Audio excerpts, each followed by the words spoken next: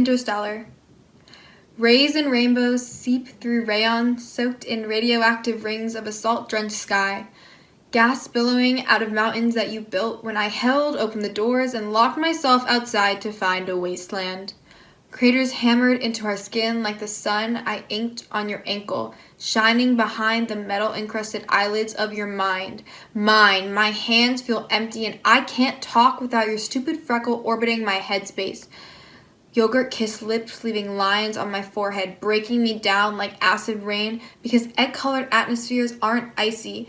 When you scrambled up letters so I could wipe my feelings off your whiteboard. But what is an expo marker to a black hole, dragging me in and ripping into fabric, draping off the walls, wrinkled waves whirling while I try to sleep but seep in your intoxicating smile, stuck on a shooting star headed for collision with relativity, warping my meteor mind because I thought we could be binary.